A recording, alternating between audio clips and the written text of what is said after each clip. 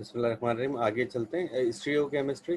जैसा कि हमने बात की थी कि जो SN1 रिएक्शन है उसके अंदर रेसिमाइजेशन होती है। अब हम इस बात को देखते हैं कि अब देखिए यहाँ पर कि ये एक मॉलिक्यूल है जिसकी कॉन्फ़िगरेशन S है। हमें पता है कायरल कार्बन क्या होता है, ऐसा कार्बन जिस पर 4 मुख्तलिफ ग्रुप लगे हों। अब ये कार्बन है, इस पर ब्रोमीन लगा हुआ है, मिथाइल ग्रुप लगा हुआ है, इथाइल ग्रुप लगा हुआ है और आइसोप्रोपाइल ग्रुप। तो 4 मुख्तलिफ ग्रुप लगे हुए हैं और इस कार्बन की जो कॉन्फ़िगरेशन है वो S है। तो जब इसमें SN1 रिएक्शन होता है तो क्या होता है कि Br नेगेटिव अलग हुआ और इस कार्बन के ये जो तीनों ग्रुप है, मिथाइल, आइसोप्रोपाइल, इथाइल, तीनों ग्रुप मैक्सिमम फासले पे चले गए। अब न्यूक्लियोफाइल ने अटैक करना है। जैसे यहाँ पर न्यूक्लियोफाइल OH नेगेटिव है, CH3CH2 अल्कोहल को रिएक्शन कराया। तो अब अल्कोहल जो है, अल्कोहल के मॉलिक्यूल के पास अब दोनों साइड से अटैक का मौका मिल जाता है। ऊपर से भी अटैक कर सकते हैं और नीचे से, यानी फ्रंट और बैक दोनों साइड से जो मॉलिक्यूल्स हैं ये अटैक कर सकते हैं। और जब ये दोनों साइड से अटैक करते हैं तो अटैक करने के बाद OH ग्रुप आकर जब इस पर अटैच होता है तो यहाँ पर H पॉजिटिव, यानी यहाँ ऑक्सीजन से हाइड्रोजन निकल जाता है, इस वाले ऑक्सीजन से हाइड्रोजन निकल जाता है और OCH2 ग्रुप आकर अटैच हो जाता है। यहाँ पर भी OCH2 ग्रुप आकर अटैच हो जाता है। अब इसमें क्या हुआ कि एक तो वो साइड थी जिस तरफ ब्रोमीन मौजूद था, तो यहाँ पर रिटेंशन हो गई, और एक वो साइड हुई जहाँ पर इन्वर्जन है, यानी यहाँ पर ग्रुप क्या हो गया, तब्दील हो गया। यानी जब इसने यहाँ से किया तो इन ग्रुप को दूसरी तरफ धकेल दिया, और जब इसने यहाँ से अटैक किया तो इन ग्रुप को इस साइड पर धकेल दिया। तो ये जो है जो रेसिमाइजेशन है वो क्या है बेसिकली, कि जो दोनों प्रोसेस हैं कि आधे मॉलिक्यूल्स की कॉन्फ़िगरेशन चेंज होती है और आधे मॉलिक्यूल की कॉन्फ़िगरेशन चेंज नहीं होती। तो ये जो प्रोसेस है, ये प्रोसेस रिटेंशन और इन्वर्जन, ये दोनों मजमूई तौर पर रेसिमाइजेशन कहलाते हैं। यानी अब आप देखिए रेसिम एक मिक्सर बन गया कि पहले ये जो ग्रुप था ये एस था, अब इसके 50% आर में कन्वर्ट हो गया, 50% एस के अंदर कन्वर्ट हो गया। तो इस तरह से जो कॉन्फ़िगरेशन है, कुछ मॉलिक्यूल की कॉन्फ़िगरेशन चेंज हुई और कुछ की कॉन्फ़िगरेशन चेंज नहीं हुई। इस वजह से ये जो प्रोसेस है ये रेसिमाइजेशन कहलाता है। अच्छा, अब इसने यहाँ पर डिस्कस किया the product resulting from substitution of cyclic compound. जैसे ये कंपाउंड है सिस 1 ब्रोमो 4 मिथाइल। अगर हम यहाँ पर SN2 कंडीशन करें तो ट्रांसफर कन्वर्ट हो जाता है, लेकिन अगर इसी को हम SN1 कंडीशन में ले जाएं, रिएक्शन कराएं SN1 कंडीशन में, तो यही मॉलिक्यूल हमें दो प्रोडक्ट देता है, एक ट्रांसपोर्ट देता है और एक हमें सिस 4 ग्रुप जो है वो हमें रिएक्शन में देता है। तो ये चीज़ थी कि यहाँ पर रेसिमाइजेशन हो गई, यानी इसमें इन्वर्जन, इसमें रिटेंशन हुई, इसमें इन्वर्जन हो गई, जबकि यहाँ पर क्या होता, फॉरन इन्वर्जन हो गई।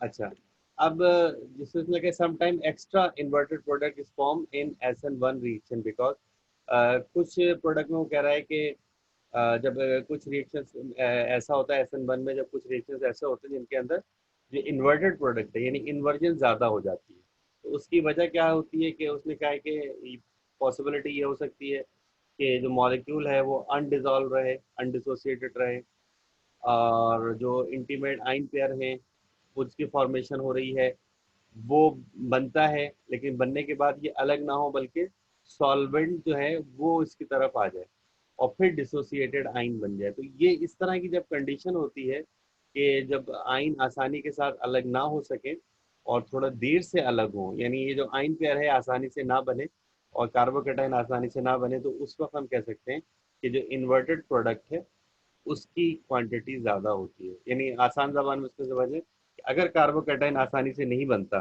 तो SN1 में जो प्रोडक्ट बनेगी इन्वर्टेड प्रोडक्ट की मिकदार ज़्यादा होगी।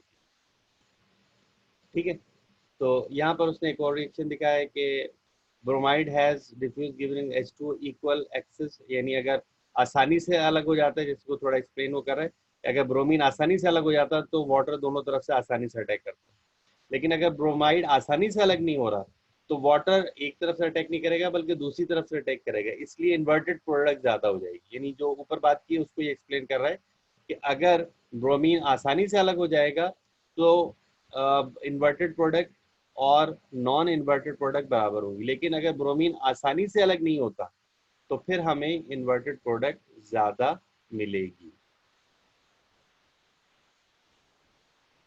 अच्छा, एक्सपेरिमेंटल एविडेंस, ये उस एक्सपेरिमेंटल के दौरान क्या क्या चीज़ें होती हैं।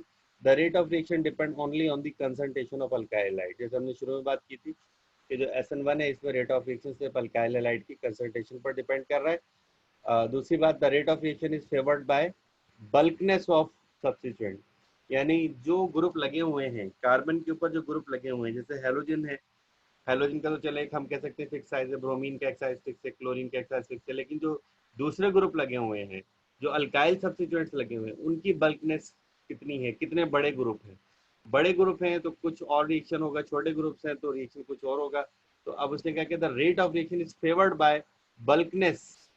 अगर अल्काइल ग्रुप का साइज बड़ा है तो रेट ऑफ रिएक्शन फास्ट होगा, और अगर अल्काइल ग्रुप का साइज छोटा है तो रेट ऑफ रिएक्शन थोड़ा सा स्लो हो जाएगा। अच्छा, तीसरी बात, in the substitution of chiral alkyl halide are racemic mixture product is okay. जो भी हमने देखा कि अगर हमारे पास कोई ऐसा कार्बन जो कि कायरल कार्बन है, और कोई ऐसा मॉलिक्यूल जो कि ऑप्टिकली एक्टिव है, आर या एस है, तो जो हमें प्रोडक्ट मिलेगी SN1 के बाद, वो प्रोडक्ट हमें मिक्स मिलेगी, यानी कुछ प्रोडक्ट हमें आर मिलेगी, कुछ प्रोडक्ट हमें एस मिलेगी, जो भी हमने इसके शुरू में देखा था। तो SN1 में हमें रेसमिक प्रोडक्ट मिलेगी। अच्छा, अब इसने ये बताया कि SN2 reactions are affected by leaving. SN2 को थोड़ा सा डिस्कस किया है इसने कि अगर हमारे पास अटैकिंग ग्रुप OH है और CH2 है, RCH2 है, तो आयोडीन ब्रोमीन इसमें क्या होगा कि जो सबसे तेज रेट ऑफ रिएक्शन है वो आयोडीन का होगा, उससे कम ब्रोमीन वाले कंपाउंड का होगा, उससे कम क्लोरीन का, फ्लोरीन का, इसको 1 लिया गया। यानी अगर सेम सब चीज़ें हों तो आयोडीन का आयोडाइड वाले का सबसे फास्ट होगा, ब्रोमीन का उससे स्लो, क्लोरीन का उससे स्लो, फ्लोरीन का सबसे स्लो होगा। अच्छा, इसी तरह रिलेटिव बेसिसिटीज की बात की है कि जो आयोडीन है, आई नेगेटिव जो है, ये वीकेस्ट बेस है, जबकि जो F नेगेटिव है ये स्ट्रॉन्गेस्ट बेस है। और अगर हम लिविंग ग्रुप की बात करें तो आयोडीन जो है वो बेस्ट लिविंग ग्रुप है, और जो फ्लोराइड है वो वर्स्ट लिविंग ग्रुप है। इसी तरह से अगर हम SN1 में लिविंग ग्रुप की बात करें तो जो हमारे पास relative reactivities of alkyl halide, अगर SN1 के हवाले से हम बात करें तो जो RI है इसका रिएक्शन सबसे फास्ट होगा, उससे स्लो RBr का होगा, उससे स्लो RS क्लोरीन का होगा, और उससे स्लो जो है फ्लोरीन का होगा। तो ये रेट ऑफ रिएक्शन इसमें दी हुई है।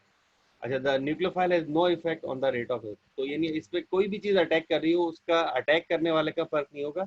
लेकिन अगर हमारे पास अल्काइल आयोडाइड है तो रिएक्शन फास्ट होगा, ब्रोमीन का उससे स्लो होगा, क्लोरीन का उससे स्लो होगा, और अल्काइल फ्लोराइड का रिएक्शन सबसे स्लो होगा। इसी तरह अगर हम अल्कोहल के साथ रिएक्शन कराएं तो हम देखते हैं कि अल्कोहल की मौजूदगी में, अगर अल्कोहल हमारे पास मौजूद हो और उसके ऊपर हम SN2 रिएक्शन करना चाहें, तो जब न्यूक्लियोफाइल अटैक करता है तो न्यूक्लियोफाइल उस कार्बन पर अटैक करने के बजाय न्यूक्लियोफाइल प्रोटॉन पर अटैक करता है और निकल जाता है, और ऑक्सीजन के ऊपर नेगेटिव चार्ज आ जाता है। तो आमतौर पर देखा गया है कि जब कोई हमारे पास नेगेटिव चीज़ हो और प्रोटॉन हो तो फिर नेगेटिव चीज़ प्रोटॉन आसानी से एक्सेप्ट कर लेती है। तो इसलिए जो OH है उसको अच्छे लिविंग ग्रुप बनाने के लिए हमें रिएक्शन थोड़ा डिफरेंट करना होता है। जैसे हमें एसिड का इस्तेमाल नहीं करना चाहिए। The simplest answer to protonate the OH group with strong acid, यानी अगर हम चाहते हैं कि जो हमारा OH है वो एक न्यूक्लियोफाइल के तौर पर हो, तो हमें न्यूक्लियोफाइल डालने से पहले स्ट्रॉन्ग एसिड डालना चाहिए। स्ट्रॉन्ग एसिड क्या करेगा, इसको प्रोटोनेट कर देगा, और जब ये प्रोटोनेट हो जाएगा तो प्रोटोनेट होने के बाद ये जो न्यूक्लियोफाइल है ये फिर इस बराबर वाले कार्बन पर अटैक कर लेगा। अच्छा, यहाँ पर उन्होंने कुछ ग्रुप्स दिए हुए हैं। जैसे मिसाल के तौर पर अगर हमारे पास कार्बन है, कार्बन पर X एक ग्रुप है और Y एक ग्रुप है, तो Y ने यहाँ से बाहर निकलना है और न्यूक्लियोफाइल ने उसके ऊपर आना है। तो प्रोसीजर कुछ इस तरह से हो रहा है कि Y पहले बाहर निकला और इस कार्बन का बॉन्ड X के साथ बन गया, X के ऊपर पॉजिटिव चार्ज आ गया और कार्बन के साथ डबल बॉन्ड बन गया। फिर जब न्यूक्लियोफाइल ने अटैक किया तो न्यूक्लियोफाइल जो है वो यहाँ पर आ गया, Y की जगह पर आ गया, और X यहाँ पर मौजूद रहा। तो इसमें इसने बताने की कोशिश की है कि x ये चीजें हो सकती हैं, तो y ये चीजें होंगी, और फिर इस तरीके से रिएक्शन पॉसिबल। और फिर ये जो रिएक्शन है ये मैकेनिज्म SN1 मैकेनिज्म कहलाता है। इसी तरह से अगर हमारे पास अल्फा ब्रोमो कार्बोनाइल कंपाउंड हो, अल्फा कंपाउंड हो, तो इसमें फिर हमारे पास कार्बोनाइल ग्रुप जो है ये एक्टिव हो जाता है, और फिर कार्बोनाइल ग्रुप जो है इसके रिएक्शन हमारे पास होते हैं। तो ये एक थोड़ा सा इसमें ध्यान में रखना है कि अगर हमारे पास कोई अल्फा ब्रोमो कार्बोनाइल ग्रुप हो या अल्फा हेलो कार्बोनाइल ग्रुप हो, तो कार्बोनाइल ग्रुप रिएक्शंस में हिस्सा लेते हैं। अच्छा, इसी तरह अगर हमारे पास जैसे ये ब्रिज हेड कार्बन है, यहाँ पर ये वाला कार्बन जिसपे चारों तरफ कार्बन है, अगर X निकलता है यहाँ पर, तो यहाँ पर कार्बोकैटाइन बनता है। लेकिन चूंकि यहाँ पर ये ब्रिज हेड कार्बन है, तो ये टेट्राहेड्रल जो स्ट्रक्चर है वो प्लेनर नहीं हो पाता। चूंकि ये कैटाइन बनने के बाद ये स्ट्रक्चर प्लेनर नहीं हो पाता, इसलिए यहाँ पर SN1 रिएक्शन पॉसिबल नहीं होगा। तो इसलिए उसने समझाने की कोशिश की है कि इस तरह के जो ब्रिज हेड कार्बन्स होते हैं, अगर उसमें बॉन्ड ब्रेक हो तो ये वाला बॉन्ड आसानी से ब्रेक नहीं होता। वजह क्या होती है? क्योंकि यहाँ पर बॉन्ड टूटने के बाद ये जो कार्बोकैटाइन है, ये कार्बोकैटाइन प्लेनर स्ट्रक्चर नहीं हो पाता, और स्ट्रक्चर प्लेनर ना होने की वजह से जो इसकी स्टेबिलिटी है वो नहीं बन पाती। अच्छा, ये इसमें एक समरी दी हुई है कि अगर मिथाइल और प्राइमरी अल्काइल हाइड है तो SN2 रिएक्शन होगा, विनाइल और अलाइल हाइड है तो उसमें ना SN2 होगा ना SN1 होगा। अगर सेकेंडरी अल्काइल हाइड है तो उसमें SN1 SN2 दोनों होंगे। Primary secondary benzylic and allylic, इसके अंदर SN1 SN2 दोनों होंगे। टर्शरी अल्काइल हाइड के अंदर सिर्फ SN1 होगा, और टर्शरी बेंजाइलिक और टर्शरी अलाइलिक हाइड में ओनली SN। तो ये उसने बताया कि मुख्तलिफ जो ग्रुप्स हैं उनके अंदर SN1 और SN2 रिएक्शन किस तरह से पॉसिबल है। अच्छा, अब यहाँ पर कुछ क्वेश्चन स्टार्ट हो रहे हैं, ये आप लोग जरा देखिएगा। जैसे यहाँ पे लिखा right the mechanism for each of the following reactions and specify whether it is SN2 SN1। तो इसके अंदर कुछ सॉल्यूशंस भी हैं आगे। तो ये पूरी प्रेजेंटेशन आप लोगों के पास मौजूद है। आगे आप लोग जरा ये क्वेश्चन सॉल्व कीजिएगा। पहले पीछे आप SN1 SN2 जरा अच्छी तरह पढ़ें। SN1 SN2 को अच्छी तरह, जो दोनों में जो ये लेक्चर है पूरा, इसमें SN1 डिटेल के साथ है, SN2 का लेक्चर नहीं है, लेकिन ये पूरी प्रेजेंटेशन आपके पास है। तो आप लोग पहले पूरी प्रेजेंटेशन अच्छी तरह पढ़ें, SN1 पढ़ें, SN2 पढ़ें, जो मेरे लेक्चर है इसको सुने, और उसके बाद फिर ये जो इसमें क्वेश्चन इसने दिए हैं इन क्वेश्चन को जरा देखें, और कि क्वेश्चन किस तरह से सॉल्व होंगे, और इसी तरह से क्वेश्चन जो है फिर एग्जाम्स में पूछे जा सकते हैं। ठीक है, तो यहाँ पर जो है ये जो हमारा टॉपिक है SN2 SN1 कंप्लीट हो जाता है। अब इसके अंदर कुछ कॉन्सेप्ट्स हैं लिविंग ग्रुप का, solvent structure, neighbouring group participation, वो फिर मैं आपको नेक्स्ट क्लास में डिस्कस करूंगा। वो फिर हम डिस्कस करेंगे पीटर सैक से। होपफुली मैं आपको इंशाल्लाह पीटर सैक जो है उसकी भी जो ज़रूरी चीज़ें वो आपको पहले मैसेज कर दूंगा, उसकी प्रेजेंटेशन बना के पहले भेज दूंगा ताकि आप लोग उसको पढ़ लें। तो अब जो मंडे को हमारी क्लास होने जा रही है उसमें आप लोग ये दोनों लेक्चर ज़रा अच्छी तरह सुन लें, ताकि आप लोगों को SN1 SN2 की जो बुनियादी कॉन्सेप्ट हैं वो क्लियर हो जाए। Thank you.